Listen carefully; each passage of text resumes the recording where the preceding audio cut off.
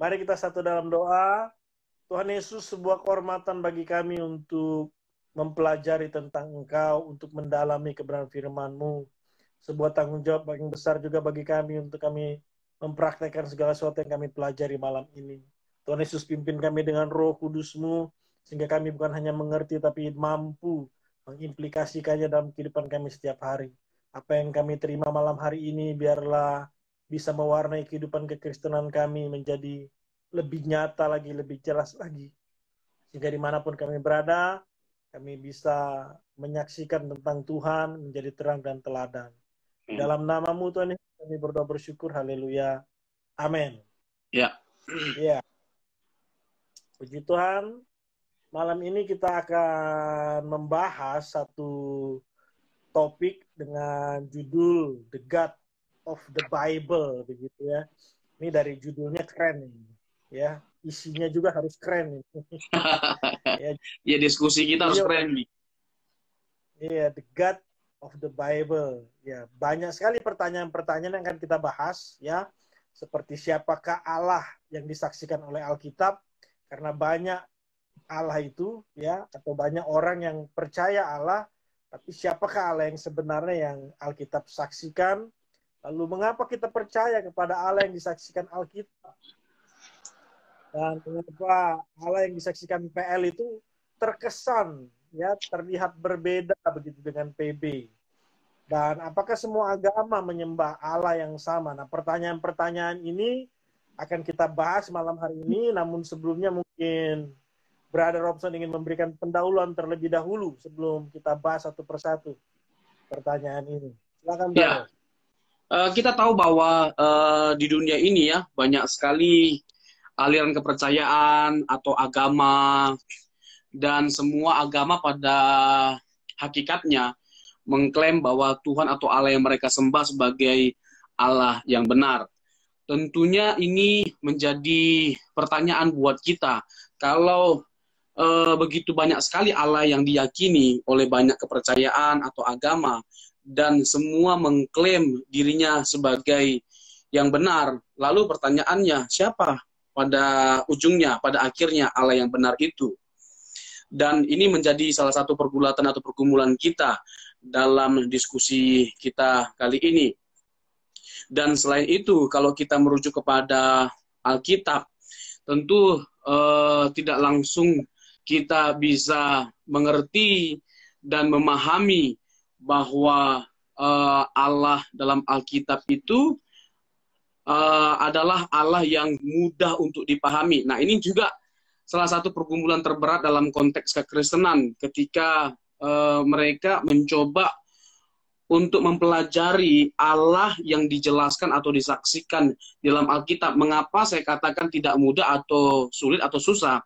Karena kita bisa melihat pada faktanya banyak sekali aliran dalam kekristenan atau denominasi dalam kekristenan yang punya konsep yang berbeda tentang Allah yang dijelaskan oleh Alkitab. Alkitabnya sama, tetapi cara pandang dan konsep yang dimiliki itu berbeda-beda. Nah, pertanyaannya, kok bisa seperti itu? Seharusnya kan punya konsep yang sama, karena punya kitab yang sama, memandang kitab yang sama. Ternyata tidak. Nah, di sini kita akan ulas, kita akan coba bahas sedalam mungkin sesuai dengan waktu yang kita miliki, ya, tidak lebih dari 1 jam.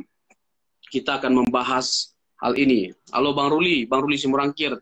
Thank you Bang, udah join. Ya. Ada abang kita ini. Baik. Iya, selamat bergabung Bang Ruli dan yang lainnya. Kalau gitu kita langsung saja, Brother. Ya. Pertanyaan yang pertama ini, kira-kira Allah yang disaksikan oleh kitab ini Allah yang seperti apa? Sebelum kita masuk, kenapa terjadi perbedaan padahal kitabnya sama? Tapi mungkin sedikit kasih penjelasan dulu. Sebenarnya Allah yang disaksikan Alkitab ini seperti apa? Silakan, Brother. Oke. Kita tahu bahwa Allah yang benar itu adalah Allah yang disaksikan oleh Alkitab. Namun tentunya pernyataan ini membutuhkan penjelasan yang panjang lebar. Dan Allah yang kita pandang sebagai Allah yang benar yang disaksikan oleh Alkitab itu pun tetap melahirkan banyak pertanyaan. Allah yang benar dalam konteks kekristenan versi siapa? Karena banyak denominasi seperti yang saya jelaskan dalam pendahuluan tadi. Karena setiap denominasi pada umumnya punya gambaran yang berbeda-beda tentang Allah yang benar yang disaksikan oleh Alkitab. Nah, saya mulai dulu dari kenapa kita menyimpulkan bahwa Allah yang benar itu adalah Allah yang disaksikan oleh Alkitab. Karena begini, kita tahu bahwa manusia yang pertama sekali itu diciptakan oleh Adam. Dan Adam itu mengalami kejatuhan. Adam dan Hawa mengalami kejatuhan. Lalu lahirlah anak dari Adam dan Hawa, Kain dan Habel. Dan panjang lebar kisahnya, lalu muncullah seorang tokoh yang bernama Abraham.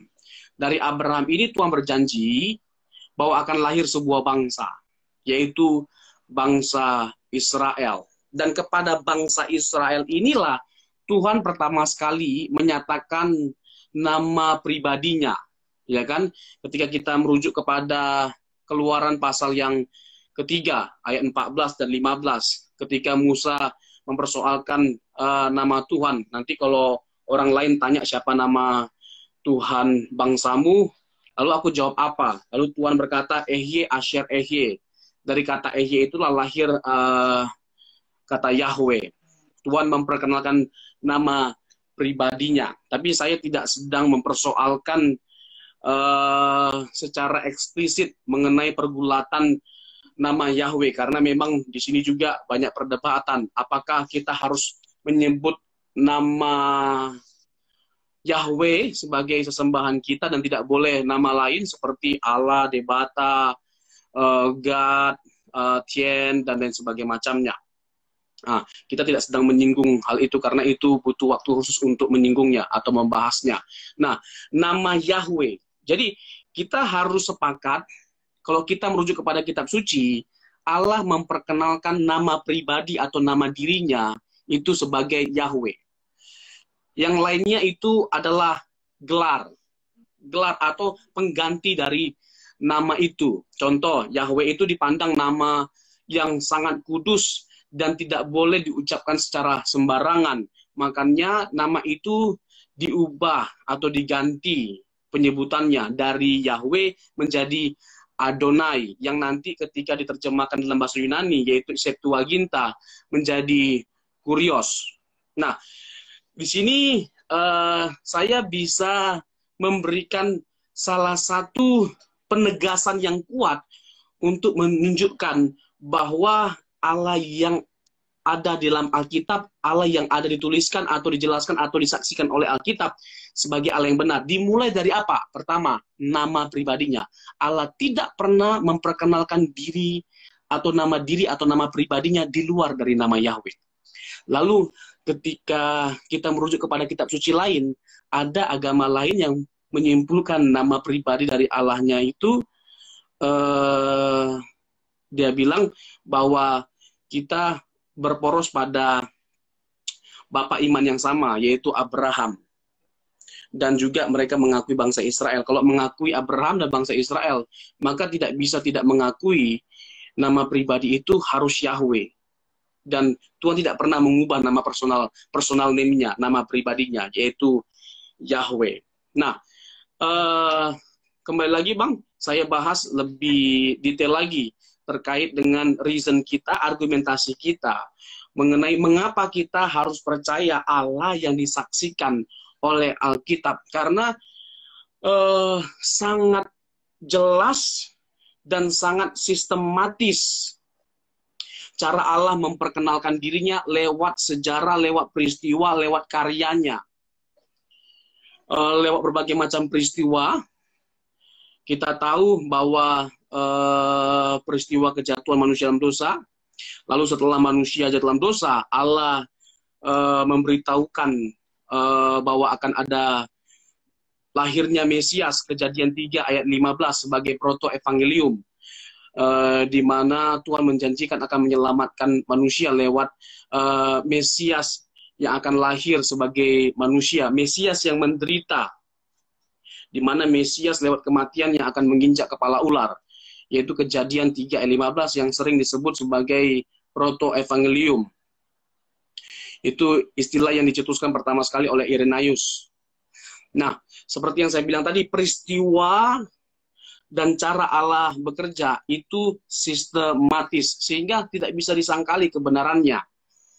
Kejadian 3:15, pengharapan mesianik, atau ayat penginjilan pertama sekali, dan terus bergulir. Finalitas dari Allah akan menyelamatkan kita dalam penderitaan yang dialami oleh Tuhan Yesus. Terus bergulir kepada finalitas itu, dimulai dari Allah memerintahkan orang Israel, bangsa Israel, untuk menebus dosa mereka dengan mempersembahkan korban. Dan seperti yang kita ketahui, bahwa bangsa Israel selalu membawa domba atau kambing atau burung untuk sebagai korban persembahan atau korban penebus salah. Dan pada akhirnya ketika dalam perjanjian baru, apa yang membuat kita tidak perlu lagi membawa korban persembahan, karena ini perlu digarisbawahi, karena Tuhan Yesus yang adalah anak domba Allah telah mengorbankan dirinya bagi kita. Yohanes 1 ayat 29 dan masih banyak lagi ayat-ayat yang lainnya yang jelas merujuk kepada Yesus Kristus. Semua yang ada dalam perjanjian lama itu adalah gambaran yang merujuk kepada Tuhan Yesus, termasuk cara orang Israel ketika mempersembahkan korban. Dan itu merujuk kepada Tuhan Yesus, bahwa dia mengorbankan dirinya untuk menebus dosa kita. Dan dialah Allah yang benar itu. Nanti saya akan jelaskan lebih detail ke situ. Nah, kurang lebih penjelasan saya di awal ini seperti itu, Bang, terkait dengan pertanyaan siapakah Allah yang benar itu. Ya, kita akan ke sana, brother. Jadi kita satu-satu dulu membahas di sini bahwa siapakah Allah yang disaksikan oleh Alkitab? Ya, Allah yang memang ada dalam sejarah manusia ya. Jadi memang kalau mau fair mengenal Allah yang benar ya harus melihat fakta secara luas, melalui sejarah, melalui kitab-kitab, ya, melalui kebenaran Alkitab juga. Jadi sehingga orang bisa memiliki kerangka tentang Allah yang lengkap gitu, nggak setengah-setengah. Kan dulu sering sekali dalam dunia teologi ilustrasi gajah, ada yang mengira Allah itu seperti gajah, belalainya, ada yang mengira ekornya. Nah, tapi kalau kita belajar tentang Allah dari sejarah, lalu kebudayaan bangsa Israel, kebenaran Alkitab, maka kita akan menemukan Allah itu secara lengkap, bahkan Allah yang benar. Saya juga setuju apa yang disampaikan tadi, belum pernah ada atau agama lain atau kepercayaan lain ya, yang Allahnya benar-benar menyatakan nama pribadinya gitu, memberitahukan benar-benar nama pribadinya ya. Dan Allah nggak pernah mengubah namanya. Tahu-tahu ya, atau jadi maaf vulgar sedikit, tahu-tahu jadi Allah nama pribadinya. Allah tidak pernah memperkenalkan dirinya dengan nama itu, dan itu bukanlah nama pribadinya. Kalau konsisten agama itu menganggap bahwa Allah yang mereka sembah adalah Allah yang sama seperti disembah oleh Abraham atau Israel, maka mereka harus mengakui nama pribadi dari Allah itu atau sembahan kita adalah Yahweh, dan Allah tidak pernah mengubah namanya. Ya, jadi seperti kita orang Kristen, kita 600 tahun sekian lebih dulu ya dari agama Muslim. Misalnya kita orang Kristen hari ini.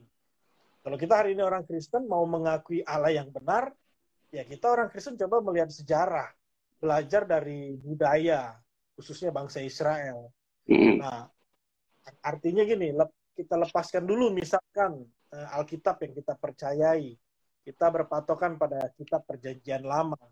Ya, maka kita akan merujuk ke sana. Allah satu-satunya Allah yang konsisten dengan namanya, yang tidak berubah hakikatnya ya. Allah bangsa Israel itu, Allah yang ada dalam sejarah itu. Nah, malam ini kita bahas ini ya Allah yang model ini, tidak Allah lain, tidak Allah yang namanya lain, tidak Allah yang namanya berubah. Jadi kita mau konsisten Bapak Ibu malam ini membahas Allah yang sudah menyatakan dirinya lewat sejarah, lewat kebudayaan bangsa Israel, dan lewat Alkitab. Jadi kita sekali lagi mau konsisten di sini ya, brother ya, membahas tentang Allah yang memperkenalkan dirinya dengan nama Yahweh, yang dalam bahasa Ibrani ya, disebut Elohim Yahweh gitu ya. Sekalipun demikian memang tidak boleh ditulis atau disebut kata Yahweh itu.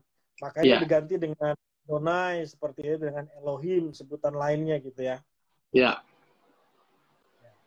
Nah, tadi brother sempat singgung nih, bahwa Allah yang ada di dalam Alkitab ini Allah yang konsisten. Konsistennya sistematis maksudnya, khususnya dalam peran Allah menyelamatkan manusia. Tadi brother sudah singgung bahwa Allah yang di PL itu atau Allah Yahweh itu mengutus Mesias.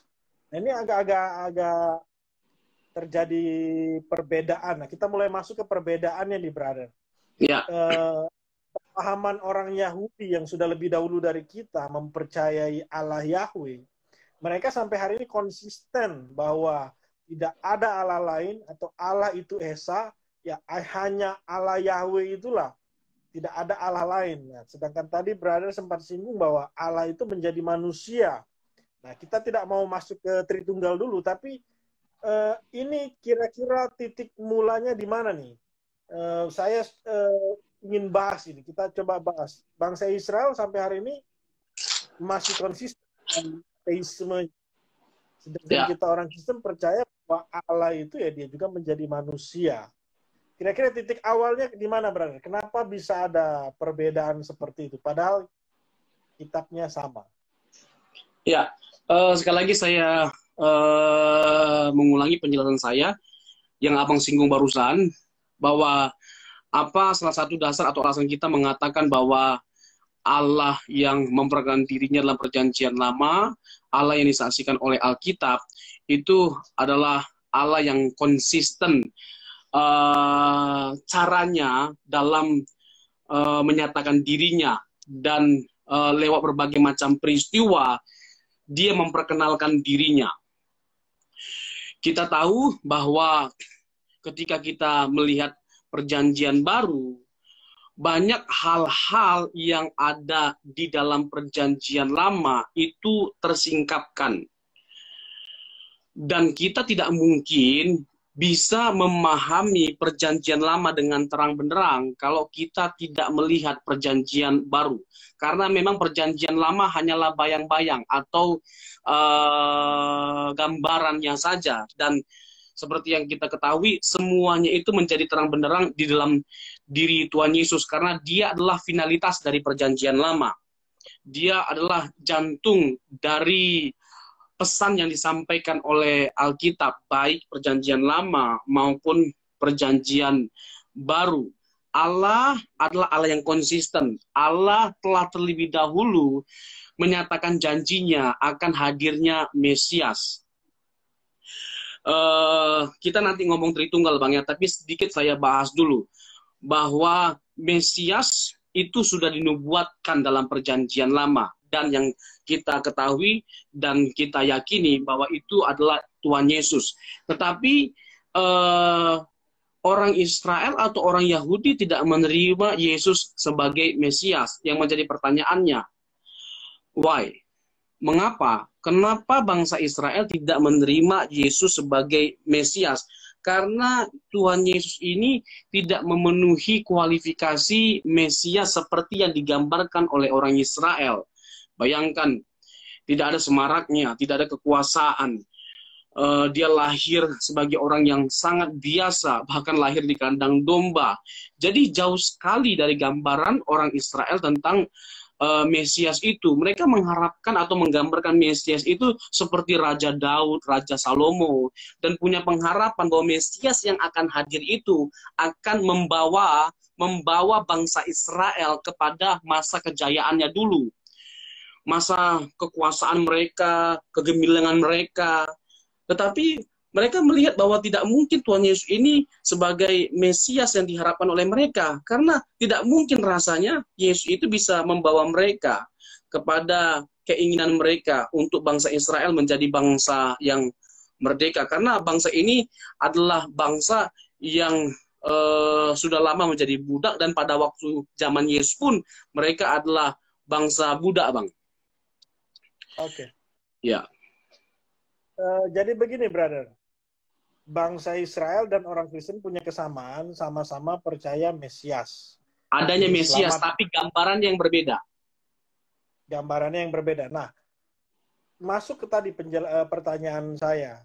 Apakah konsep Mesias atau pengertian Mesias bangsa Israel ini, Mesias itu sama dengan Allah yang ada di dalam PL itu, Allah Yahweh itu, atau Mesias ini seperti apa dalam pandangan orang Israel? Mungkin dijelaskan itu sedikit, brother, biar bisa ada titik terangnya kenapa ini terjadi perbedaan di sini, brother. Ya, seperti yang kita ketahui, dan ini sebagai sebuah kewajaran, saya ulangi lagi tadi Bang terkait dengan gambaran bangsa Israel tentang Mesias atau harapan mereka. Mereka menggambarkan sosok Mesias itu sebagai seorang yang sangat hebat, seorang pemimpin yang akan memimpin atau membawa mereka kepada masa kejayaan Israel pada waktu dipimpin oleh seperti Raja Salomo, Raja Daud. Nah, mereka menggambarkan bahwa Mesias ini harusnya seperti Daud semaraknya, kekuatannya, kekuasaannya, atau kedaulatannya. Ternyata jauh dari harapan mereka, dan tidak jarang mereka tidak menghormati Tuhan Yesus dan tidak mau mengakui Yesus dari Allah. Karena apa? Karena dia itu anak tukang kayu salah satunya, dan dikatakan bahwa Tuhan Yesus menegaskan tidak ada nabi yang dihargai dari tempat asalnya. Dan seperti yang kita ketahui bahwa memang Tuhan Yesus itu jauh dari harapan mereka, malah seperti yang kita ketahui sampai muridnya yaitu Yudas itu menjual Tuhan Yesus karena tidak menginginkan Mesias seperti yang diperagakan atau ditunjukkan oleh Tuhan Yesus. Dia tidak menginginkan Mesias ini seperti ini bentuknya, tapi Mesias yang bisa membawa mereka kepada kejayaan bangsa Israel yang dahulu. Dan seperti yang kita ketahui, ulangi lagi Bang, bahwa bangsa Israel pada waktu itu, bangsa Yahudi tidak menghormati Tuhan Yesus. Makanya Tuhan Yesus tegaskan bahwa aku datang kepada umat kepunyaanku, tapi umat kepunyaan aku menolak aku. Yohanes 1 ayat yang ke-11. Jadi untuk bangsa Israel, sayang sekali ya, mereka sudah mengenal atau mengetahui Allah yang benar, hanya mereka tidak bisa menangkap seutuhnya rencana atau planning dari Allah yang benar itu. Sedangkan kita orang Kristen, kita mengenal Allah yang benar dari mereka, tapi kita bisa bersyukur bisa menangkap rencana Allah yang luar biasa itu melalui Yesus Kristus. Ya, begitu ya, Bro. Mungkin saya tambah sedikit, Bang. Pertanyaan, ya. Mungkin saya tambah sedikit. Mungkin kan timbul pertanyaan dari kita. Kita bertanyakan, bukankah dalam perjanjian lama apa yang dialami atau dilakukan oleh Tuhan Yesus sudah dengan jelas dinubuatkan dalam perjanjian lama? Kenapa mereka tidak merujuk ke perjanjian lama? Contoh, Yesus menderita. Bukankah perjanjian lama sudah menubuatkan Mesias yang akan menderita? Mesias yang datang itu adalah Mesias yang akan menderita. Contoh, Yesaya 53. Dijelaskan di sana adalah tentang hamba yang menderita. Yesus digambarkan dalam perjanjian lama sebagai Mesias yang menderita. Tetapi kita punya cara pandang yang berbeda dengan mereka, atau penafsiran yang berbeda dengan mereka. Mereka menganggap bahwa Yesaya 53 itu tidak sedang berbicara tentang Yesus, tetapi bangsa Israel. Bagaimana bangsa Israel itu terus bergulat dalam penderitaannya, mengalami penderitaan. Nah, ini yang menjadi representasi atau misleading ya, salah memahami, salah menafsirkan. Sementara kalau kita orang Kristen pada umumnya menganggap bahwa Yesaya 5:3 itu berbicara tentang Yesus yang menderita, sehingga tidak heran pada akhirnya ketika Yesus datang, dia menjadi Mesias yang menderita karena sudah dinubuatkan dalam perjanjian lama. Begitu, Bang? Ya, sebenarnya tidak hanya pemahaman yang berbeda mengenai Mesias saja. Ya. Contoh kata kita di dalam Kejadian 1 ayat 26 itu pun tidak dipercaya sebagai Allah yang jamak oleh bangsa Israel. Lalu kata Musa dalam Ulangan 6 ayat 4. Jadi untuk bangsa ini yang memang lebih dahulu mengenal Allah yang benar, sekali lagi memang sangat disayangkan cara mereka menginterpretasikan Allah atau mengetahui Allah lebih dalam lagi itu sayang sekali gitu ya dibanding Kristen. Sekali lagi ini mungkin perbedaan cara menafsir atau cara memahami, sebenarnya tidak masalah. Yang jadi masalah itu ketika mereka ya menolak Mesias itu yang jadi masalah besar sebenarnya. Mereka menolak juru selamat. Itu yang menjadi menurut saya masalah besar. Artinya konsep Allah yang benar yang mereka miliki itu tidak sempurna ketika mereka menolak keberadaan Yesus gitu. Allahnya tetap benar, cuman konsepnya jadi tidak sempurna begitu ya, brother ya. Ya. Ya, seperti tadi kan saya singgung, brother, bahwa kata Kejadian 1 ayat 26 dipahami berbeda juga oleh bangsa Israel. Kalau kita mempercayai satu kata itu ada Allah Tritunggal di situ. Kalau mereka berbeda. Lalu Ulangan 6 ayat 4, mereka memahami Allah itu yang monoteis, tidak lebih dari satu. Nah, ini yang tadi saya tanyakan, kenapa bisa ada perbedaan seperti ini? Ya, brother tadi sudah jawab, ternyata memang ini diawali dari perbedaan cara memahami atau menafsir kata-kata yang ada di kitab itu ya. Ya. Tapi sekali lagi kita kan sudah orang Kristen sepakat bahwa sejak dari perjanjian lama Allah Yahweh itu memperkenalkan dirinya secara jamak sebenarnya. Mungkin brother mau jelaskan sedikit di bagian itu atau kita ke topik lain? Kalau masuk ke situ nanti akan ada pertanyaan yang mungkin terkait dengan Tritunggal. Oke. Tapi kalau memang saya mau jawab dulu sepintas, begini. Kalau kita merujuk ke Pastor Rian, selamat bergabung. Terima kasih, Pastor. Oke, mantap. Oke, di sini juga ada brother saya, brother Edward. Oke. Nah, kalau kita merujuk kepada Alkitab, begini dulu, kita punya persepsi yang harus dibangun. Prinsip yang harus kita bangun. Bahwa kita tidak mungkin bisa mengenal Allah yang benar dengan sempurna kalau kita tidak menerima seluruh dari pewahyuan Allah. Inilah yang menjadi salah satu perbedaan yang mendasar antara kita dengan orang Israel. Atau perbedaan terbesar antara kita dengan bangsa Israel. Kenapa kita tidak memiliki konsep seperti mereka dalam hal memandang Allah, atau sebaliknya, mereka tidak seperti kita, punya konsep seperti kita dalam memandang Allah, karena mereka tidak menerima perjanjian baru, sehingga mereka tidak memiliki gambaran yang sempurna dari Allah yang benar itu. Kita tidak mengatakan bahwa mereka tidak menyembah Allah yang benar, mereka menyembah Allah yang benar dan Allah yang sama yang kita sembah, seperti yang mereka sembah, tetapi mereka tidak mengenal Allah yang benar itu dengan sempurna.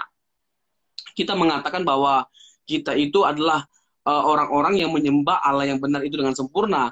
Karena Allah yang benar itu telah menyatakan dirinya dalam rupa manusia, yaitu melalui kenosis atau penyataan diri Yesus. Dan itu nanti saya elaborasi sedemikian rupa. Dan memang kok bisa seperti itu kejadiannya. Nah, ini nggak jauh-jauh, semuanya sebenarnya sudah ada indikasinya dalam perjanjian lama, tetapi tidak bisa terjelaskan secara sempurna kalau hanya sekedar melihat perjanjian lama. Baru dengan melihat perjanjian baru, melihat apa yang Yesus sampaikan, ajarkan, kita baru mengerti Contoh tadi ya, ayat yang Abang pakai, Kejadian 1 dan ayat 1 dan Kejadian 1 ayat 26. Kata Elohim di sana itu menyatakan adanya kejamakan dalam pribadi Allah. Kata Im, kalau memang Allah itu memang tunggal dalam pengertian matematika, kenapa kata yang dipakai itu bukan El atau Eloah? Kenapa justru Elohim? Itu menunjukkan adanya kejamakan dalam pribadi Allah. Dan Kejadian 1 ayat 26, baiklah kita menciptakan manusia menurut gambar dan rupa kita. Itu menguatkan premis kita bahwa Elohim dalam Kejadian 1 ayat 1 menunjuk adanya kejamakan dalam pribadi Allah. Kejamakan dalam pribadi Allah yang Esa. Tetapi kita nggak boleh mengatakan Allah itu banyak atau Allah itu tiga. Yang nantinya ketika kita melihat perjanjian baru semakin jelas pandangan kita, gambaran kita tentang Allah yang Tritunggal itu. Dan Ulangan 6 ayat 4 itu memberikan isyarat bagi kita adanya kejamakan dalam diri Allah. Tapi siapa Allah yang jamak itu, bagaimana Allah yang jamak itu, baru kita dapat ketahui setelah melihat perjanjian baru atau setelah Yesus datang. Nah, Ulangan 6 ayat 4, Shema Yisrael, Adonai Elohenu, Adonai Echad. Kata Echad di situ, itu adalah satu gabungan atau satu kesatuan. Satu dari adanya gabungan. Bukan satu dalam pengertian bilangan atau matematika. Kalau satu dalam pengertian bilangan atau matematika, seharusnya bukan Echad, tapi Yahid. Yahid. Nah, Ulangan 6 ayat 4 adalah pengakuan iman orang Israel. Pengakuan iman orang Israel. Dalam pengakuan mereka sendiri sudah tersirat adanya kejamakan dari Allah yang Esa. Allah yang satu itu.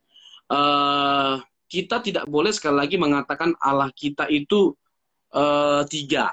Karena Alkitab tidak pernah mengatakan Allah tiga. Tetapi Allah Esa. Meskipun Allah itu jamak pribadinya, Alkitab tetap dengan tegas mengatakan kita menyembah Allah yang Esa. Dan Tuhan Yesus sendiri juga jelas kok dalam Alkitab menegaskan bahwa kita menyembah Allah yang Esa.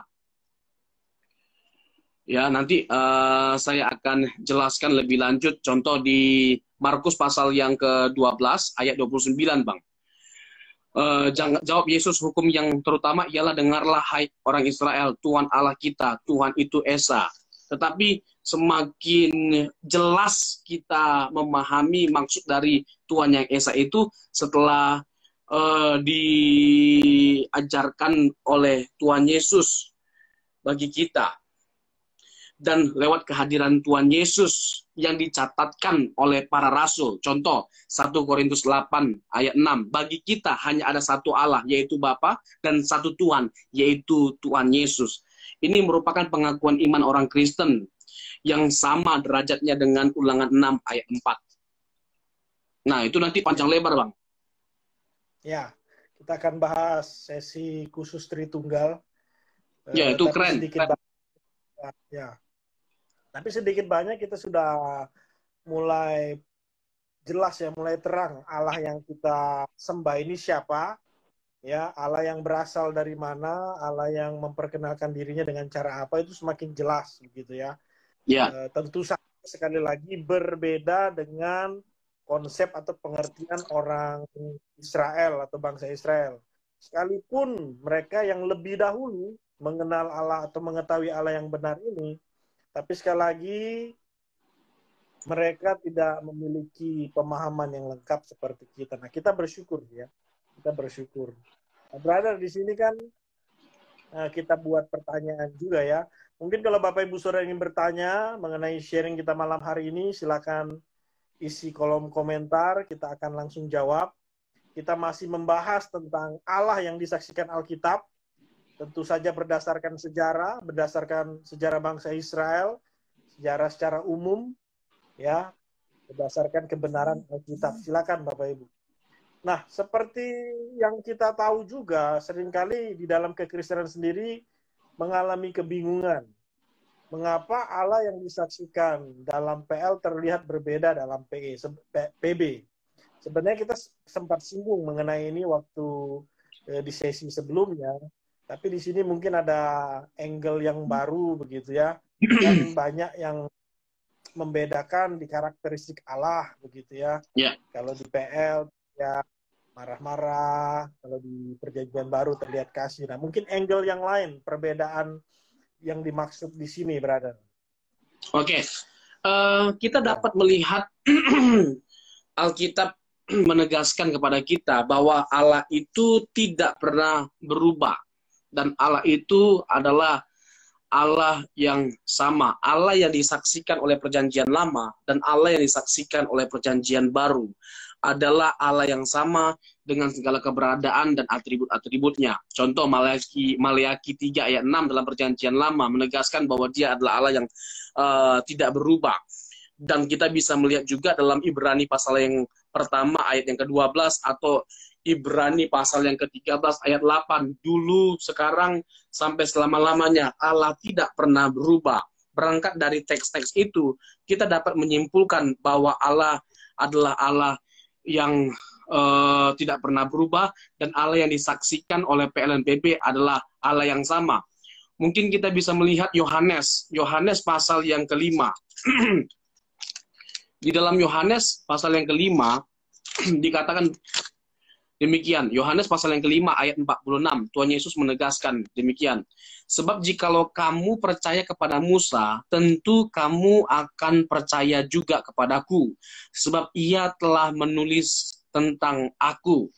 Memang dalam sejarah ada tokoh yang menganggap bahwa Allah dalam PL dan PB itu berbeda. Karena berdasarkan karakteristik dari Allah itu, dia menyimpulkan berbeda. Kalau dalam perjanjian lama, karakteristiknya sangat menegakkan keadilan, Allah mudah marah, Allah suka emosi, orang baru sedikit salah langsung dihukum, bahkan dibunuh. Tapi dalam perjanjian baru, dia tidak melihat Allah itu seperti ini. Tetapi jangan salah, Allah itu tidak pernah berubah atributnya. Dia tetap Allah yang penuh kasih, dia tetap Allah yang penuh keadilan, dan dia adalah Allah yang menyelamatkan atau Allah yang menghukum. Dalam perjanjian lama kita bisa lihat kok kalau ada orang yang salah, Allah hukum. Tapi kalau bertobat, Allah mengampuni atau menyelamatkan dia.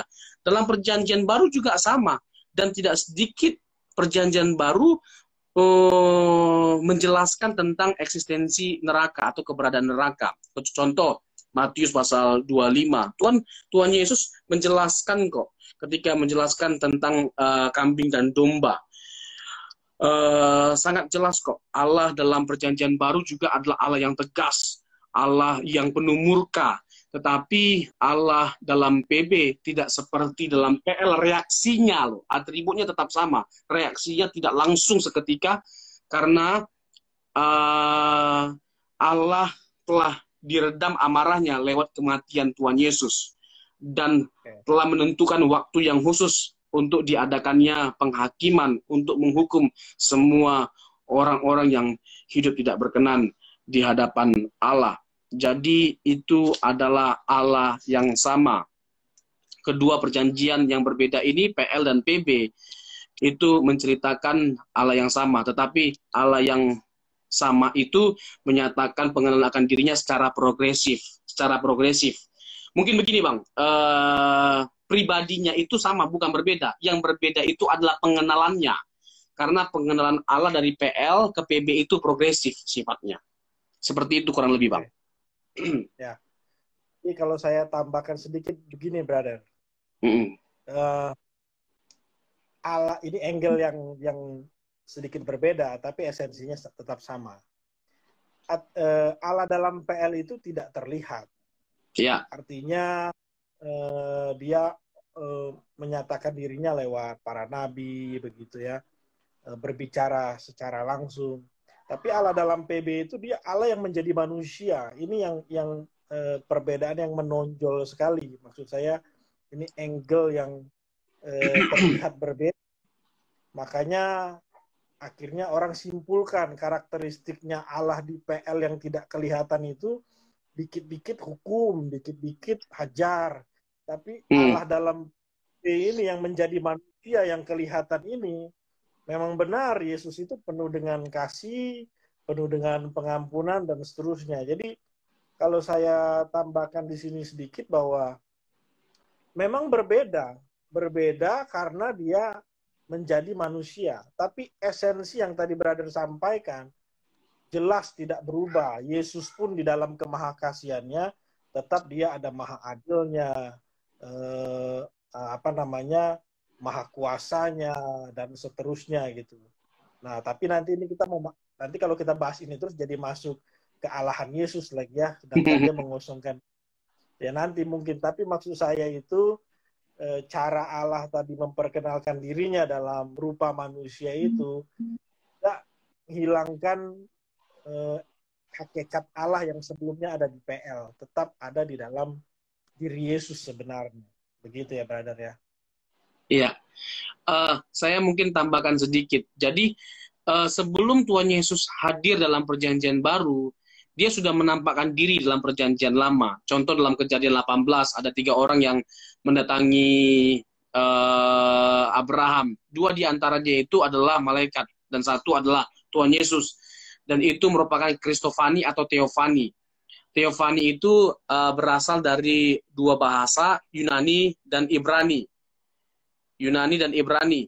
Nah, Theos itu dalam bahasa Yunani artinya Allah. Fani atau panim itu artinya muka atau muka Allah atau penampakan diri Allah.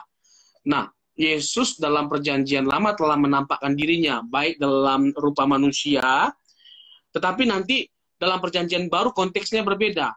Yesus menyatakan dirinya sebagai manusia, tetapi sebagai manusia yang mengosongkan dirinya, yang dalam segala hal disamakan dengan manusia. Kita nanti bisa merujuk kepada Ibrani 2 ayat 17, Ibrani 5 ayat 7 sampai 8, dan juga Filipi 2 ayat 6 sampai 11.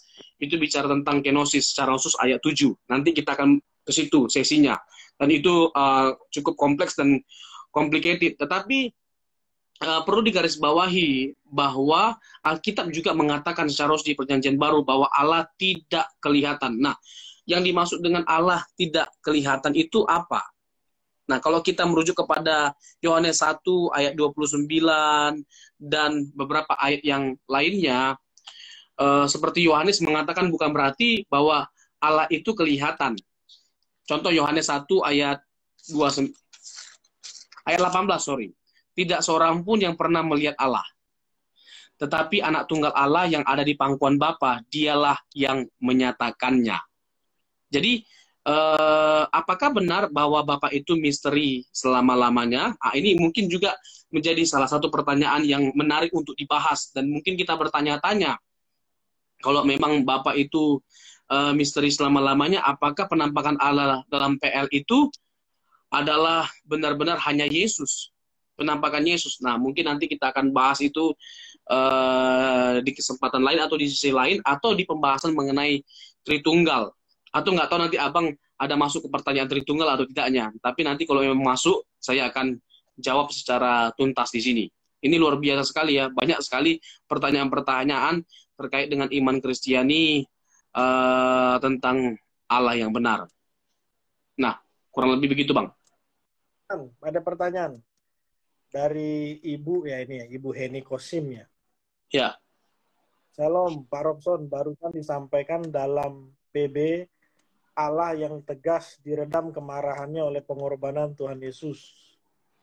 Apakah sekarang murka Allah dengan corona ini dapat diredam juga dengan orang-orang yang terpanggil untuk hidup seperti Kristus, hanya melakukan kehendak Allah dan menggenapi rencananya? Wah, mantap pertanyaannya. Oh ya, luar biasa. Oke. Kita tahu bahwa sesuai dengan janji Tuhan dalam perjanjian baru, secara khusus kitab Wahyu. Kitab Wahyu itu berbicara tentang akhir dari segala sesuatu dan awal yang baru, yaitu ketika kita memasuki Yerusalem yang baru atau langit baru, bumi yang baru. Nah, sebelum kita memasuki ke tempat yang baru yang Tuhan sudah janjikan bagi setiap kita, Allah memberitahukan lewat kitab Wahyu bahwa bumi ini, Allah akan menghancurkan bumi ini. Dan bumi ini sedang ada dalam masa kehancurannya. Dan kita tidak tahu kapan pastinya Tuhan menghancurkan bumi ini. Dan salah satu fasenya adalah Tuhan membuat gejolak, adanya gejolak. Mungkin Bang, mungkin ya, Nanti kita, karena pertanyaan ini saya terinspirasi untuk bahas khusus kitab Wahyu, karena ini menarik sekali. Khusus kitab Wahyu tentang akhir zaman. Dan mungkin juga, mungkin Kita sabar membahas, ada beberapa yang percaya bahwa surga itu ada di bumi ini. Ini harus dituntaskan itu. Kita harus tuntas. boleh. Surga itu katanya alam roh. Benarkah surga itu alam roh? Apakah surga itu hanya nyanyi-nyanyi doang? Bangun tidur nyanyi. Itu sih surganya Mbak Surip. Bukan, surga itu, jadi kerajaan surga itu turun di bumi gitu, brother. Jadi Nah, nanti di bumi inilah surganya. Nah, oke, nanti kita merujuk kepada dua bapak kami juga itu. Ya. Menghadirkan kerajaan surga di bumi ini bukan berarti surga akan turun ke bumi ini, tetapi kita menghadirkan suasana surga di bumi ini. Kita memang belum di surga, tetapi etis kita sudah bisa merasakan suasana surga dan menghadirkan suasana surga di bumi ini dalam diri kita, di mana kita memberikan diri kita sebagai bait suci Allah, di mana ada pemerintahan Allah dalam diri kita. Kita merasakan ada sukacita, damai sejahtera, dan ada kebenaran. Hal-hal ini adalah hal-hal yang ada di surga, dan kita bisa mengalami hal-hal ini selama kita masih di bumi. Nah, jelas peristiwa yang sedang terjadi hari-hari ini merupakan banyak penilaian kita, Bang, ya. Mungkin human error. Kedua, memang natural kejadiannya, karena seperti yang disimpulkan ini berasal dari burung kelelawar, dan bisa juga karena memang disengaja. Banyak sekali ya faktornya. Tetapi intinya Tuhan mengizinkan semuanya ini terjadi. Tidak mungkin ada sesuatu yang terjadi dalam hidup kita tanpa seizin Tuhan. Termasuk kehancuran bumi ini. Termasuk kehancuran bumi ini. Dan itu sih pasti, dan itu pasti tergenapi. It should be, pasti tergenapi. Dan itu tidak ada hubungannya dengan Allah. Kalau begitu sama dong dengan perjanjian lama. Tidak. Allah memang sudah memberitahukan bahwa nanti akan dihancurkan bumi ini, di bumi hanguskan bumi ini. Dan memang banyak sekali peristiwa-peristiwa yang menggemparkan yang akan terjadi. Dan ini belum ada apa-apanya. Peristiwa COVID-19 ini dibandingkan dengan peristiwa yang dinubuatkan dalam perjanjian baru, yaitu kitab Wahyu. Itu bisa kita lihat betapa dahsyatnya kejadian-kejadian yang akan datang. Ya, begitu, Bang. Jadi untuk Ibu Hen, yang hanya bisa meredam hanya Tuhan Yesus, Bu. Nah, ya jangan. Iya, kalau memang ini atas izin Tuhan, apanya mau kita redam? Ya, yang kita redam itu kita. Bisa redam pengedap suara aja, Bu. Iya. Kita jangan menentang kehendak Allah kalau memang ini atas kehendak Allah atau atas izin Tuhan. Ya, anggaplah mungkin salah satu sisi positif yang kita ambil adalah dengan situasi ini kita boleh semakin dekat dengan Tuhan. Mantap. Ya. Brother, sepertinya mau berakhir ini atau enggak? Oh iya nih, waktunya sudah mau habis. Ini pasti kita lanjutkan. Apalagi mungkin, Bang, pertanyaan-pertanyaan lain yang mungkin dalam waktu yang singkat ini kita bisa jawab. Kalau melihat tadi ya, biar kita sistematis pembahasannya, kita masih membahas tentang Allah dalam sejarah itu ya. Kita juga tadi sudah mengangkat perbedaan. Jadi tadi terakhir kita membahaskan bagaimana Allah yang menjadi manusia dengan Allah yang di PL itu tidak terlihat. Sekalipun memang di PL Yesus sudah memperlihatkan dirinya, tapi orang kan tetap saja tidak mengenal seperti orang mengenal Yesus dalam PB, atau orang Kristen yang hari ini mengenal Yesus sebagai Tuhan melalui PB begitu. Jadi kita masih tetap akan bahas pertanyaan-pertanyaan ini.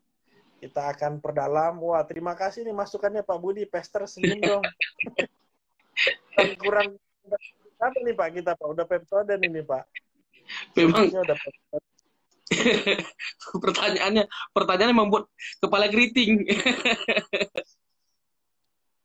Ini Pak tiap masuk memberi masukan yang bikin fresh. Siap. Jadi orang yang luar Masukannya biasa bikin kita. ini, Om Budi nih. Iya. Gimana Pak? Tuh Jadi 16 tersisa. ya, kita akan tetap bahas dengan tema yang sama, tapi dengan pertanyaan yang nggak jauh berbeda nantinya. Sampai nanti kita